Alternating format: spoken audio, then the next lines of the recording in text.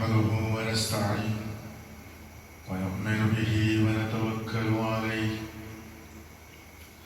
ونعوذ بالله من شرور أنفسنا ومن سيئات أعمالنا من يهده الله فلا مضل له ومن يضلل فلا هادي له أشهد أن لا إله إلا الله وأشهد أن محمدا عبده ورسوله أرسله بالهدى ودين الحق ليظهره على الدين كله ولو كره المشركون. اللهم صل على محمد وعلى آل محمد كما صليت على إبراهيم وعلى آل إبراهيم إنك حميد مجيد. اللهم بارك على محمد وعلى آل محمد كما باركت على إبراهيم وعلى آل إبراهيم إنك حميد مجيد. أما بعد فإن خير الحديث كتاب الله وخير الهدي هدي محمد صلى الله عليه وسلم وشر الأمور محدثاتها وكل محدثة بدعة وكل بدعة ضلالة وكل ضلالة في النار.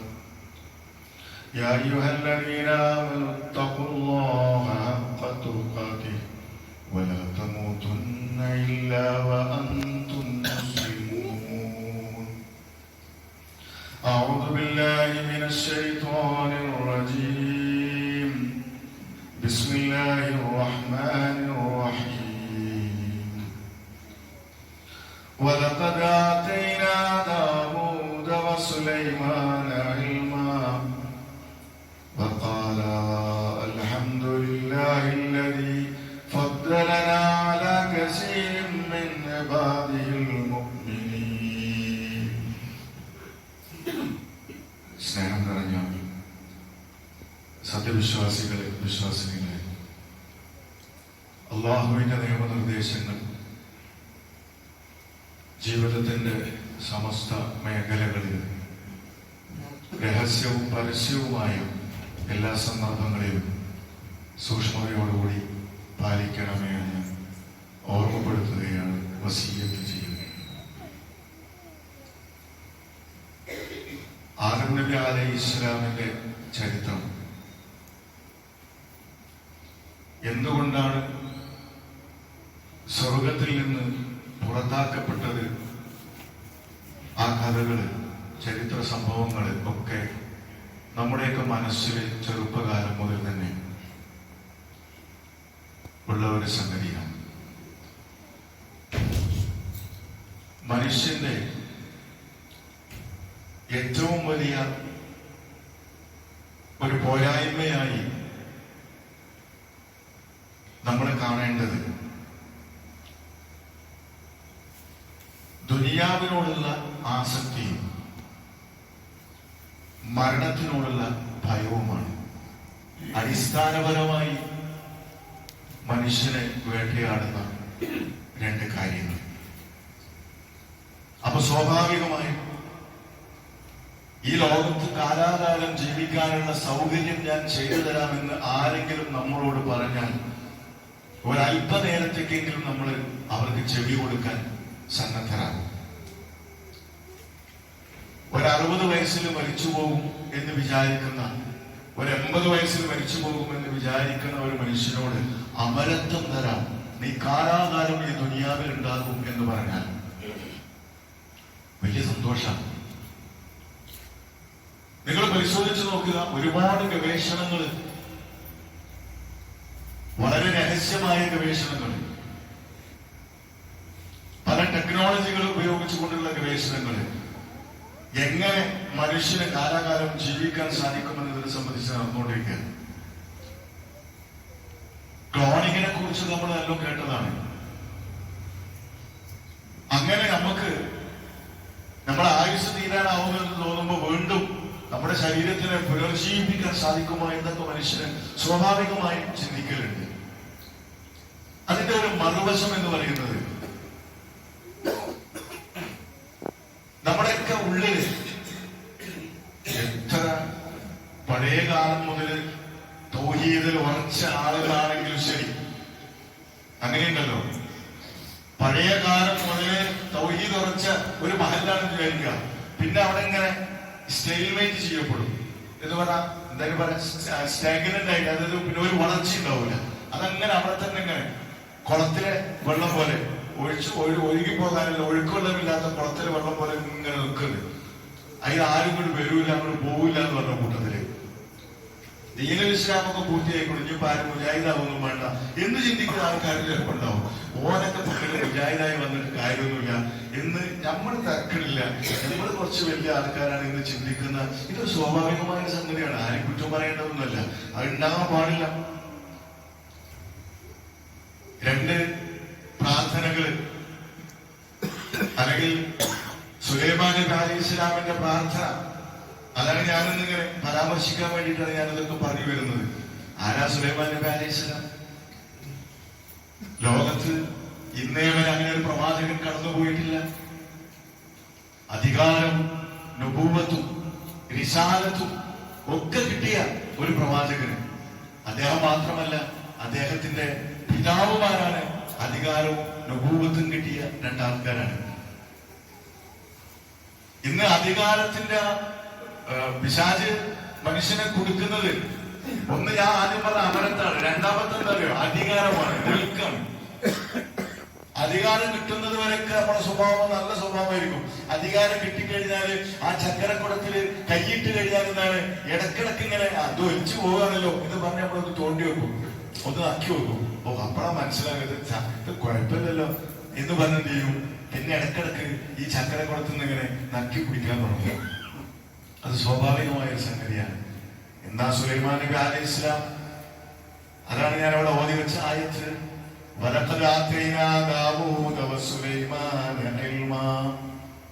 മറ്റാർക്കും നൽകാത്ത ഒരുപാട് ഇൽമുകള് സുലൈമാൻ നബി അലൈഹിസ്സലാമിന് അല്ലാഹു സുബ്ഹാനഹു വ തആല നൽകിയിട്ടുണ്ട്. ഞാനതിങ്ങനെ പരത്തി പറയേണ്ട ആവശ്യമൊന്നുമില്ല. കാറ്റിനെ പോലും വിധേയമാക്കിയിരുന്നു, ജിന്നിനെ വിധേയമാക്കി കൊടുത്തു അല്ലാഹു സുബ്ഹാനഹു വ തആല. പക്ഷിമൃഗാദികളുടെ സംസാരങ്ങൾ, കമ്മ്യൂണിക്കേഷൻ, അതിനുള്ള കഴിവ് അല്ലാഹു സുബ്ഹാനഹു വ തആല സുലൈമാൻ നബി അലൈഹിസ്സലാമിന് മാത്രമേ കൊടുത്തിട്ടുള്ളൂ. മുഹമ്മദ് നബി സല്ലല്ലാഹു അലൈഹി വസല്ലമക്ക് കൊടുത്തിട്ടില്ല, മൂസാ നബി അലൈഹിസ്സലാമിന് കൊടുത്തിട്ടില്ല, അദ്ദേഹത്തിന്റെ പിതാവ് ദാവൂദ് നബി അലൈഹിസ്സലാം അദ്ദേഹത്തിന് കൊടുത്തിട്ടില്ല. ഇത് സുലൈമാൻ നബി അലൈഹിസ്സലാമിന് മാത്രം പ്രത്യേകമായ തഹസ്സുസൻ, ഖാസൻ, വളരെ സ്പെഷ്യലായി സുലൈമാൻ നബി അലൈഹിസ്സലാമിന് മാത്രം കൊടുത്ത കഴിവാണ്. എന്നാൽ ഈ സുലൈമാൻ നബി അലൈഹിസ്സലാമിനെ സംബന്ധിച്ച് പരിശുദ്ധ ഖുർആൻ അല്ലാഹു സുബ്ഹാനഹു വ തആല നമുക്ക് പരിചയപ്പെടുത്തില്ല. എന്തിനാ പരിചയപ്പെടുത്തി തരുന്നറിയോ? നമ്മളെങ്ങനെ ആകണമെന്ന്, ഞാനും നിങ്ങളും എങ്ങനെ ആകണമെന്ന് നമുക്ക് പറഞ്ഞുതരാം. എന്തെങ്കിലും ഒരു ചെറിയ അനുഗ്രഹം കിട്ടുമ്പോഴത്തിന് തുമ്പിപ്പറലിന് തുപ്പലം കിട്ടിയാൽ നമ്മൾ പറയില്ലേ, അതുപോലെ എന്താണ്, കുറയാൻ പാടില്ല, പുറക്കാൻ പാടില്ല, അർമാദിക്കാൻ പാടില്ല. പരിശുദ്ധ ഖുർആൻ പറയാ, ഞാൻ സുലൈമാനും ദാവൂദിനും ഇൽമു കൊടുത്ത സന്ദർഭം നിങ്ങളൊന്ന് ആലോചിക്കേണ്ടതാണ് കേട്ടോ എന്നാ പറഞ്ഞത്. എന്താണ്? വഖാല, അവര് രണ്ടാളും പറഞ്ഞു. വഖാല, അവര് രണ്ടാളും പറഞ്ഞു. എന്താ പറഞ്ഞത്? അൽഹംദുലില്ലാഹില്ലദീ ഫദ്ദലനാ അലാ കസീരി മിൻ ഇബാദിഹിൽ മുഅ്മിനീൻ. പടച്ചോനെ സർവ്വസ്തുതിയും നിനക്കാണ്. അല്ലദീ, എങ്ങനെയുള്ളവനാണ് പടച്ചതമ്പുരാനെ നീ? ഫദ്ദലനാ, ഞങ്ങളെ ശ്രേഷ്ഠരാക്കിയവനാണ്. അലാ കസീരി മിൻ ഇബാദിഹിൽ മുഅ്മിനീൻ. ലോകത്ത് എത്രയെത്ര മുഅ്മിനീങ്ങളുണ്ട്, സത്യവിശ്വാസികളുണ്ട്.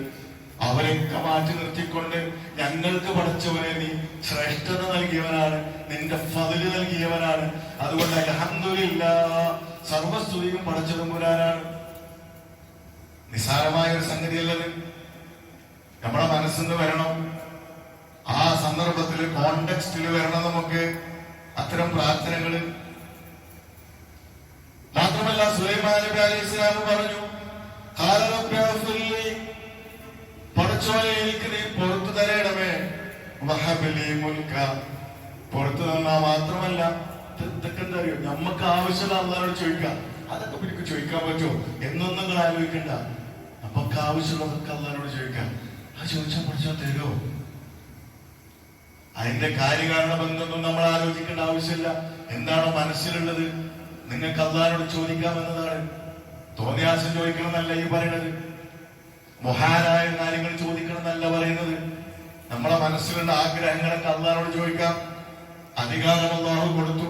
അപ്പൊ പറയണേ വഹബലി മുൽക്കൻ ലാ യൻബഗി ലിഅഹദിൻ മിൻ ബഅദി, എനിക്ക് പ്രത്യേകമായ രൂപത്തിൽ മറ്റാർക്കും കൊടുക്കാത്ത, എന്റെ ശേഷം ഇനി ആർക്കും കിട്ടാത്ത അധികാരത്തിന് പടച്ചവനെ എനിക്ക് നീ പ്രദാനം ചെയ്യണമേ എന്നാ പറയണത്.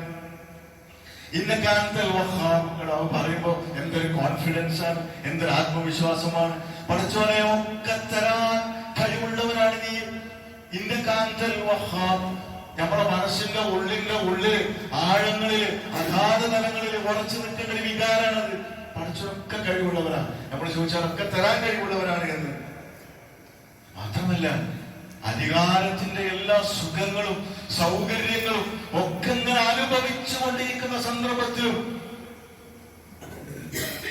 നമ്മളൊക്കെ എപ്പോഴും അള്ളാഹോട് പറയലോ, കുടുങ്ങുമ്പോൾ അള്ളാഹോട് പറയാം. ശരാശരി മനുഷ്യന്മാരെ കുടുങ്ങുമ്പോൾ അള്ളാഹോട് നല്ല ഓർമ്മയായിരിക്കും. ആശുപത്രി കിടക്കയിൽ ഇങ്ങനെ ആ ഫാൻ ഇങ്ങനെ കിടക്കുമ്പോ അല്ലെങ്കിൽ എ സി ഇങ്ങനെ അതിലിങ്ങനെ എന്താണ് പിന്നെ അവിടെ ഇങ്ങനെ കിടക്കുമ്പോഴാണ് പഠിച്ചോനെ എന്ന ഓർമ്മ നമ്മളെ കാര്യങ്ങളൊക്കെ ചോദിക്കുക. അങ്ങനെയല്ല, നല്ല സുഖത്തിലും സൗകര്യത്തിലും ഞാമത്ത് ഇങ്ങനെ ഉണ്ടാകുമ്പോ അത് ബാക്കിയെത്താൻ പാടില്ല. താങ്ക്സ് ആർ ഡ്യൂ എന്ന് പറയും സാധാരണ ഇംഗ്ലീഷിൽ. നന്ദി പറയൽ ബാക്കിയെത്താൻ പാടില്ല എന്ന്. അള്ളാഹോട് നമ്മൾ അങ്ങനെ തന്നെ ആയിരിക്കണം. അപ്പൊ തന്നെ റസൂലുള്ളാഹി സ്വല്ലല്ലാഹു അലൈഹി വസല്ലമയുടെ ജീവിതത്തിലൊക്കെ നമുക്ക് കാണാൻ കഴിയും, സഹാബത്തിന്റെ ജീവിതത്തിൽ നമുക്ക് കാണാൻ കഴിയും. വേറെ എവിടെ വെച്ച് നോക്കാനില്ല, ഉടനെ അള്ളാഹുലേക്ക് സുജൂദിൽ വീഴുന്ന സ്വഭാവം. ഉടനെ അള്ളാഹുടെ പള്ളിയിലേക്ക് പോവുക, 2 റക്അത്ത് നിസ്കരിച്ച പടച്ചവനോട് ശുക്ർ പറയാ. ഇതൊരു സ്വഭാവമായിരിക്കണം നമ്മളത്. നമുക്ക് എപ്പോഴെങ്കിലും സമയം കൊണ്ട് ആദ്യം പള്ളിയിൽ പോകുമ്പോ കാര്യമായിട്ടൊന്ന് പറയണം പടച്ചവനോട് എന്ന് വിചാരിച്ചിട്ടായിരിക്കും പോവുക. അവിടെ എത്തുമ്പോഴത്തേന് എന്താണ് ഓലെ കണ്ട് ഇവരെ കണ്ട് മറ്റോലെ കണ്ട് ഈ വിചാരിച്ചൊക്കെ മറന്ന് പിന്നെന്തായി, പിന്നെ മൂത്രമൊഴിച്ചിട്ട് പള്ളിയിൽ നിന്ന് പോകുന്നു എന്ന് പറയുന്ന അവസ്ഥ നമുക്ക് ഉണ്ടാകാൻ പാടില്ല. ഉടനെ അപ്പൊ തന്നെ റബ്ബി ഔസിഅനി അൻ അശ്കുറ നിഅമതക അല്ലതി അൻഅംത അലയ്യ വഅലാ വാലിദയ്യ വൻ അഅമല സ്വാലിഹൻ തല്ലാഹ് വഅദ്ഖിൽനി ബിറഹ്മതിക ഫീ ഇബാദക സ്വാലിഹീൻ. എന്താ സുലൈമാൻ നബി അലൈഹിസ്സലാം പറയുന്നത്? റബ്ബി ഔസിഅനി, പടച്ചോനെ എനിക്ക് നീ തൗഫീഖ് നൽകണമേ, എനിക്ക് നീ കഴിവ് നൽകണമേ, തന്റെ ഇടം നൽകണമേ, അതിനുള്ള മാനസികാവസ്ഥ എനിക്ക് നൽകണമേ. അല്ലാഹുമ്മ അഇന്നി എന്ന് പറയുന്നത് പോലെ തന്നെ റബ്ബി ഔസിഅനി, പടച്ചോനെ എന്നെ നീ അതിനങ്ങോട്ട് ശരിയാക്കി എടുക്കണം. നമ്മൾ അങ്ങോട്ട് ശരിയാണില്ല നമ്മൾ പറയുക. എന്താണ് അറിയാം, അങ്ങോട്ട് ശരിയാവില്ല. അള്ളാഹോട് പറയാം റബ്ബി ഔസിഅനി. എന്തിനാണ്?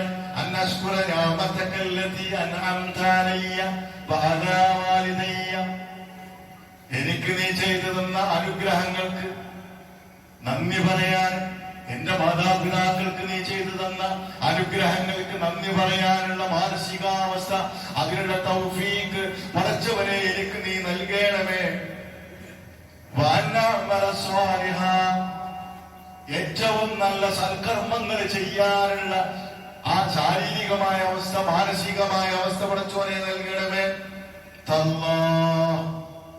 അല്ലാഹുവിനെ നിനക്ക് തൃപ്തിപ്പെട്ട ഏറ്റവും നല്ല അമലുകൾ ചെയ്യാനുള്ള തൗഫീഖ് നൽകണമേ. വഅദ്ഖിൽനി, പടച്ചോനെ നീ എന്നെ പ്രവേശിപ്പിക്കണമേ. ബിറഹ്മതിക, നിന്റെ കാരുണ്യത്തില്, ഫീ ഇബാദിക സ്വാലിഹീൻ, നിന്റെ സ്വാലിഹീങ്ങളായ അടിയാറുകൾക്ക് നീ ചെയ്തു കൊടുക്കുന്ന ആ റഹ്മത്തില്, ആ കാരുണ്യത്തില് പടച്ചവനെ എന്നെയും നീ പ്രവേശിപ്പിക്കണമേ. ആരാ പറയണമെന്നറിയോ? രണ്ടുകാലിന് ഗതിയില്ലാത്ത ആളല്ല പറയുന്നത്.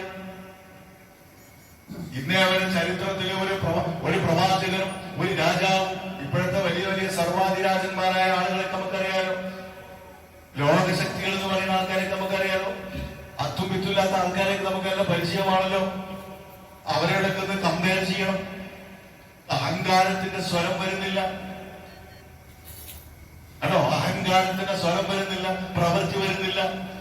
ഏറ്റവും നല്ല അടിയാർ ആരാണോ എന്താ ഒരു അടിയാറിന്റെ ഒരു അടിമയുടെ മനസ്സിൽ എന്താണോ അവന്റെ മനസ്സിലുണ്ടാകുന്നത്, പഠിച്ചവനെ എത്രയാണോ എനിക്ക് കിട്ടിയത് അത്രയും നിന്നോട് ശുക്ർ ചെയ്യാൻ ഞാൻ ബാധ്യസ്ഥനാണ്.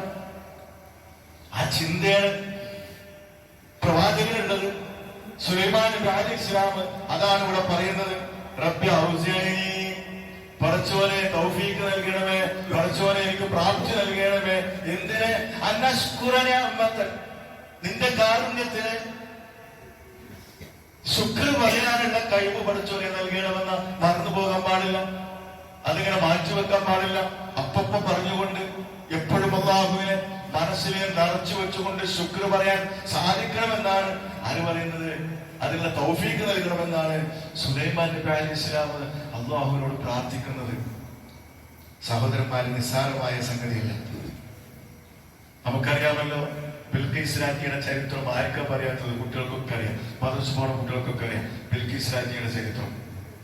അതിന് ഒരുപാട് വേർഷൻസ് ഉണ്ട്, പല അഭിപ്രായങ്ങളുണ്ട്. അതൊന്നല്ല ഞാൻ പറയുന്നത്. എന്താ അറിയോ? ആ സിംഹാസനം ആരാ കൊടുന്നത്? അതിലേക്ക് ഖുർആൻ പണ്ഡിതന്മാർക്കിടയിൽ അഭിപ്രായ വ്യത്യാസം ഉണ്ടാവും. അതല്ല നമ്മളെ വിഷയം കേട്ടോ. എന്താണ്?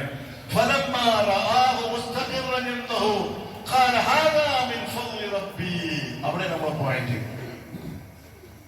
ആ സിംഹാസനം, ബൽഖീസ് രാജ്ഞിയുടെ അത്യപൂർവമായ ആ സിംഹാസനം തന്റെ ദർബാറിൽ അവിടെ ഹാജരാക്കപ്പെട്ട സന്ദർഭത്തിൽ അദ്ദേഹത്തിന്റെ മുന്നിൽ അതിന് സമാഗതമാകുകയാണ്, അതിന് കൊണ്ടുവരപ്പെടുകയാണ്. നിമിഷകാലങ്ങൾ കൊണ്ട് അതിന് കൊണ്ടുവരപ്പെടുകയാണ്. അപ്പൊ എന്താ അദ്ദേഹം പറഞ്ഞത്?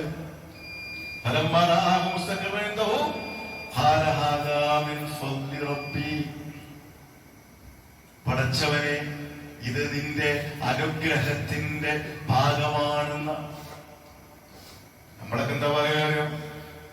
വാതിലും അങ്ങനെ എഴുതിച്ചിട്ടുണ്ടാവും, കോടികൾ ചെലവാക്കി ഉണ്ടാക്കിയ വീടിന്റെ വാതിലും നമ്മളങ്ങനെ ഒട്ടിച്ചിട്ടുണ്ടാവും. ചിലപ്പോ ഹാദാമിൻ ഫദ്ലി റബ്ബി.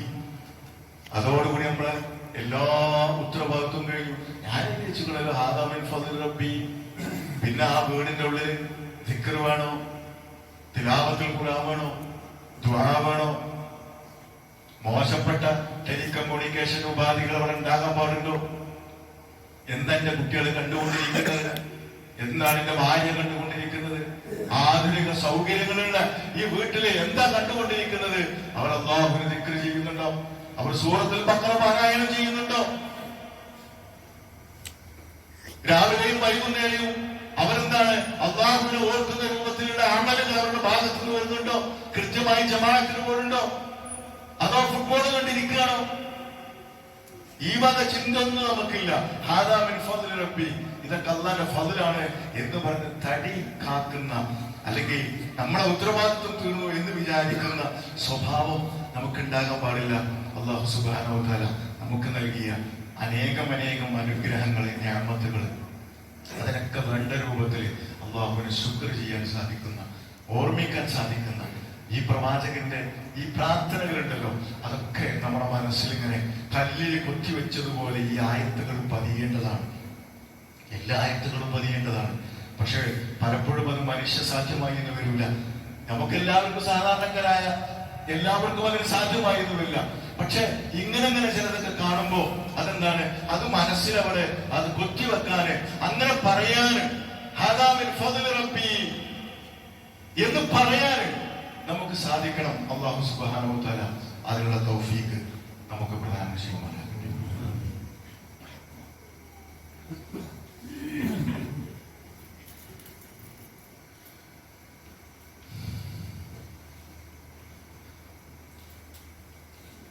അൽഹംദുലില്ലാഹ് വസ്സലാത്തു വസ്സലാമു അലാ റസൂലില്ലാഹി വഅലാ ആലിഹി വസഹ്ബിഹി അജ്മഈൻ. അമ്മാ ബഅദ്. സത്യവിശ്വാസികളെ, വിശ്വാസികളെ, അല്ലാഹുവിന്റെ നിയമനിർദ്ദേശങ്ങളെ സൂക്ഷിക്കണമേ എന്ന് ഒരിക്കൽ കൂടി ഓർമ്മപ്പെടുത്തുകയാണ്, വസിയ്യത്ത് ചെയ്യുകയാണ്. ബൽഖീസ് രാജ്ഞിയുടെ സിംഹാസനം സുലൈമാൻ നബി അലൈഹിസ്സലാമിന്റെ ദർബാറിൽ ഹാജരാക്കപ്പെട്ട സന്ദർഭത്തില് ആയത്താണ് നമ്മൾ അവസാനം സൂചിപ്പിച്ചത്. അതാണ് ഫലമ്മാ റആഹു മുസ്തഖിറൻ ഇൻദഹു ഖാല ഹാദാ മിൻ ഫദ്ലി റബ്ബി. എന്നിട്ട് സുലൈമാൻ നബി അലൈഹിസ്സലാം പറയാണ്, എന്തിനാണ് പടച്ചതമ്പുരാൻ എനിക്ക് ഈ അനുഗ്രഹങ്ങളൊക്കെ നൽകിയത് എന്ന് എനിക്ക് നല്ല ബോധ്യമുണ്ട്. എന്തിനാണ് അല്ലാഹു നമുക്ക് മക്കളെ നൽകിയത് എന്ന്, എന്തിനാണ് അല്ലാഹു നമുക്ക് സമാധാനവും വിദ്യാഭ്യാസവും വരുമാനവും സൗകര്യങ്ങളും മക്കളിൽ നിന്ന് കൺകുളിർമയും. നമ്മൾ വിചാരിച്ച പോലെ നമ്മളെ മക്കളെയൊക്കെ നമുക്ക് ആക്കാൻ കഴിഞ്ഞാൽ, നമ്മളെ വിചാരിച്ചതുപോലെ നമുക്ക് സൽക്കർമ്മങ്ങൾ ചെയ്യാൻ കഴിഞ്ഞാൽ, എപ്പോഴും എന്താണ് നമ്മുടെ മനസ്സിനെ അല്ലാഹുവിന്റെ സാന്നിധ്യം കൊണ്ട് നമുക്ക് പ്രകാശപൂരിതമാക്കാൻ കഴിഞ്ഞാൽ, അതൊക്കെ എന്തിനു വേണ്ടിയാണെന്നറിയോ? എന്തിനു വേണ്ടിയാണ്? ലിയബ്ലുവനി. സുലൈമാൻ നബി അലൈഹി സ്വലാം പറയാണ്, ലിയബ്ലുവനി, എന്നെ പരീക്ഷിക്കാൻ വേണ്ടിയാണ്. അതിനാണ് ഈ സിംഹാസനം ഇവിടെ കൊണ്ടുവരപ്പെട്ടിരിക്കുന്നത്. അതിനാണ് എനിക്ക് രാജാധികാരം നൽകിയിരിക്കുന്നത്. അതിനാണ് എനിക്ക് നുബുവ്വത്ത് നൽകിയിരിക്കുന്നത്. ലിയബ്ലുവനി, എന്നെ പരീക്ഷിക്കാൻ വേണ്ടി. എന്താ പരീക്ഷിക്കുന്നത്? അശ്കുർ, ഞാൻ നന്ദി ചെയ്യുന്നവനാണോ, അക്ഫുർ, ഞാൻ നന്ദികേട് ചെയ്യുന്നവനാണോ എന്ന് പരീക്ഷിക്കാൻ വേണ്ടിയാണ് പടച്ചോൻ ഇതൊക്കെ നൽകിയിരിക്കുന്നത്. അപ്പൊ നമ്മളെ മക്കള്, ആ മക്കളിങ്ങനെ നോക്കിയിട്ട് എന്താ നമ്മൾ പറയേണ്ടത്? ഇതെന്റെ പരീക്ഷണമാണ് നമ്മൾ പറയണം. മക്കൾ ഉണ്ടായാലും പരീക്ഷണമാണ്, ഇല്ലെങ്കിലും പരീക്ഷണമാണ്. മക്കളില്ലാതെ സങ്കടപ്പെടുന്ന ആൾക്കാരെ നമുക്ക് കാണാൻ കഴിയും. മക്കളെ കൊണ്ട് ഗതി കൂട്ടിയ മനുഷ്യന്മാരെ നമുക്ക് കാണാൻ കഴിയും. ഇതൊക്കെ പരീക്ഷണമാണ്. വിജ്ഞാനം കൊണ്ട് പരീക്ഷിക്കപ്പെട്ട ആളുകൾ നമ്മളെ കേരളീയ ചുറ്റുപാടിനെ കഴിഞ്ഞു പോയിട്ട് നല്ലോണം ഓതിപ്പടിച്ച അവസാനം എന്താണ്? തലതിരിഞ്ഞ ആൾക്കാരെ അള്ളാന്റെ തോതിലെന്നാണ് ഹിദായത്തിൽ ഉറപ്പിച്ചു. അത് മാത്രം തരുന്നല്ല പറഞ്ഞു, അതെന്തായാലും തരും. നമ്മൾ ചോദിച്ചാൽ ചോദിക്കാത്തത് തരാൻ ബാധ്യതയില്ലല്ലോ. അപ്പൊ നമ്മൾ ചോദിക്കണ്ടേ? ആ ചോദിക്കണം. അതാ ഇവിടെ പറയുന്നത്, ഞാൻ നന്ദി ചെയ്യുന്നവരാണോ, ഞാൻ നന്ദികേട് ചെയ്യുന്നവരാണോ എന്ന് പരീക്ഷിക്കാൻ വേണ്ടിയിട്ടാണ് പടച്ചോൻ ഇതൊക്കെ നൽകിയിരിക്കുന്നത്. ഇത് സുലൈമാൻ നബി അലൈഹി സ്വലാമിന് മാത്രമല്ല സഹോദരന്മാർ, നമുക്കൊക്കെ നൽകിയിരിക്കുന്നത് അനുഗ്രഹങ്ങൾ. നിങ്ങൾ ഓരോന്നോരോന്ന് എണ്ണി നോക്കി, എന്തൊക്കെയാ പഠിച്ച് നമുക്ക് തന്നതെന്നുള്ളത് എണ്ണി നോക്കി. നിങ്ങൾക്ക് അത് എണ്ണി തിട്ടപ്പെടുത്താൻ നമ്മളെ കൊണ്ട് സാധ്യത എന്നുള്ള കാര്യത്തിൽ യാതൊരു സംശയമില്ല. വമൻ ശകറ ഫഇന്നമാ യശ്കുറു ലിനഫ്സി. ആരെങ്കിലും നന്ദി ചെയ്താൽ അത് അവന് തന്നെയാണ് അതിന്റെ ഏറ്റവും ഗുണം. അവന്റെ ഗുണഭോക്താവ് എന്ന് പറയുന്നത് അവൻ തന്നെയാണ്. വമൻ കഫർ, ഇനി ആരെങ്കിലും നിഷേധിച്ചു എന്ന് വിചാരിക്കാം, അള്ളാഹ്ക്ക് വല്ലതും നഷ്ടപ്പെടാനുണ്ടോ, അവന്റെ ഹസാരയിൽ നിന്ന് എന്തെങ്കിലും ലോപിച്ചു പോകാനുണ്ടോ, എന്തെങ്കിലും നുഖ്സാൻ സംഭവിക്കാനുണ്ടോ, എന്തെങ്കിലും ഡ്രോബാക്ക് ഉണ്ടോ? ഒന്നുമില്ലാതാ പറയുന്നത്. ഫഇന്ന റബ്ബി ഗനിയ്യുൻ കരീം. അള്ളാന്റെ സിഫത്തുകളാണത്, അള്ളാന്റെ പ്രത്യേകമായ പേരുകളാണ്. വലിയാണ്, കരീമാണ് എന്ന് പരിശുദ്ധ ഖുർആൻ പറയാം. അള്ളാഹ്ക്ക് യാതൊരു നഷ്ടം വരാൻ പോണില്ല. അതുകൊണ്ട് അള്ളാഹുവിന് ശുക്ർ ചെയ്യുക എന്നതുകൊണ്ട്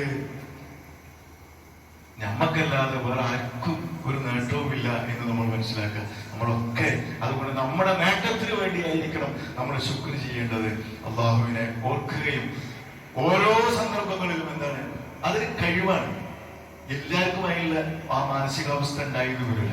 എന്ത് അള്ളാഹ് ഇത് പഠിച്ചോടെ ഇത് തന്നതാണ് എന്ന് മനസ്സിലൊരു ഉൾവിളി ഉണ്ടല്ലോ. നമുക്കൊരു സംഗതി കിട്ടുകയാണ്, നമുക്ക് ഒരു ഞാമത്തുണ്ട്, അപ്പൊ അതിനെ കൊണ്ടെടുക്കേണ്ടത് അങ്ങനെയായിരിക്കും. നമ്മുടെ സമ്പത്ത് എന്ന് പറഞ്ഞാൽ എന്താണ്? അള്ളാഹു നമുക്ക് ഖിലാഫത്ത് നൽകിയൊരു സാധനമാണ് സമ്പത്ത് എന്ന് പറഞ്ഞാല്. ഏറ്റവും വലിയ ഞാമത്തുകളിൽപ്പെട്ട ഒന്നാണ് സമ്പത്ത് എന്ന് പറഞ്ഞാല്. കഴിഞ്ഞ ഖുത്ബയിൽ ഞാൻ ആഫിയത്തിനെ കുറിച്ച് പറഞ്ഞു, ആരോഗ്യത്തിനെ കുറിച്ച് പറഞ്ഞു. അതുപോലെ ഏറ്റവും നല്ല ഒരു ഞാമത്താണ് സമ്പത്ത് എന്ന് പറയുന്നത്. അതിനെ ഭൂതം നിധി കാക്കുന്നത് പോലെ കാക്കുകയല്ല നമ്മൾ വേണ്ടത്. അതിന്റെ അവകാശങ്ങൾ വകവെച്ചു കൊടുത്തുകൊണ്ട് ആ സമ്പത്ത്, എന്റെ അടുത്ത് ഇത്ര പൈസ ഉണ്ട്, എനിക്ക് ഇത്ര വരുമാനമുണ്ട്, അതിനെ എങ്ങനെയാണ് പഠിച്ചവരെ ഞാൻ ക്രിയേറ്റീവായിട്ട് അതിനെ ഏറ്റവും നല്ല രൂപത്തില് എങ്ങനെ ഉപയോഗിക്കാൻ കഴിയുമെന്ന് നമ്മൾ ചിന്തിക്കേണ്ടത്. നമ്മുടെ മൈൻഡിൽ അതാ ഉണ്ടാകേണ്ടത്, നമ്മുടെ ചിന്തയിൽ അതാ ഉണ്ടാകേണ്ടത്. ഇതിനെങ്ങനെ പൂർത്തിയാക്കാൻ പറ്റും, അതിനെങ്ങനെ ഇരട്ടിപ്പിക്കാൻ പറ്റും എന്ന് മാത്രമല്ല നമ്മൾ ചിന്തിക്കേണ്ടത്. വർധനവിനെ കുറിച്ച് നിങ്ങൾക്ക് ചിന്തിക്കാം. അതോടൊപ്പം തന്നെ എന്താ ചെയ്യേണ്ടത്? ഇതിനെങ്ങനെ എനിക്ക് നാളെ പരലോകത്ത് പ്രയോജനപ്പെടുന്ന രൂപത്തിൽ എന്റെ ഈ ദിർഹമിനെയും എന്റെ ഈ ദീനാറിനെയും എന്റെ ഈ രൂപയെയും എന്റെ ഈ ഡോളറിനെയും എങ്ങനെ മാറ്റാൻ സാധിക്കുമെന്ന നമ്മുടെ മനസ്സിന്റെ അന്തരംഗങ്ങളിൽ ഉണ്ടാകേണ്ട ചിന്ത. അപ്പോ നമ്മുടെ നാട്ടിൽ ദാരിദ്ര്യം ഉണ്ടാവില്ല, കഷ്ടപ്പാടും ഉണ്ടാവില്ല, ഒരു പോരായ്മയും നമ്മുടെ നാട്ടിൽ നിന്നും ഉണ്ടാവില്ല. എന്ത് ഉള്ളവർ ശരിക്കും അങ്ങോട്ട് കൊടുത്താല്, മനസ്സറിഞ്ഞ് അങ്ങോട്ട് കൊടുത്താല്, അള്ള പറഞ്ഞതുപോലെ അങ്ങോട്ട് കൊടുത്താല് ഒരു ദാരിദ്ര്യം ഉണ്ടാവില്ല. ഈ ദുനിയാവില് എത്ര മനുഷ്യന്മാര് ജനിച്ചു വീണാലും അവർക്കൊക്കെ ആവശ്യമായ ഭക്ഷണ വസ്തുക്കളും എന്തൊക്കെ വേണോ അതൊക്കെ നമ്മൾ ആരും കഴിവുണ്ടല്ല, ആകാശത്ത് നിന്ന് അള്ളാഹു ഇറക്കിയിട്ടുണ്ടെന്നാ പറഞ്ഞത്. നമ്മളാരും കഴിവൊന്നല്ല, ഒക്കെ അള്ളാഹു ആകാശത്ത് നിന്ന് ഇറക്കിയിട്ടുണ്ട്. ആകെ നമ്മളെ ഉത്തരവാദിത്വം എന്താ അറിയോ? എന്താ നമ്മളെ ഉത്തരവാദിത്വം? അതിനെ ഏറ്റവും റീസണബിളായ രൂപത്തിൽ ഡിസ്ട്രിബ്യൂട്ട് ചെയ്യുക എന്നുള്ളതാണ്. ഏറ്റവും മാന്യമായ രൂപത്തില്, ഏറ്റവും നീതിയുക്തമായ രൂപത്തില് അതിനെ എത്തിക്കേണ്ടടുത്ത് എത്തിച്ചു കൊടുക്കുക എന്നുള്ളതാണ് നമ്മളൊക്കെ ഉത്തരവാദിത്വം. അതിന് സാധിക്കുന്ന മുത്തക്കയങ്ങളിൽ വസനങ്ങളിൽ അല്ലാഹു സുബ്ഹാനഹു വ തആല നമ്മെ എല്ലാം ഉൾപ്പെടുത്തും.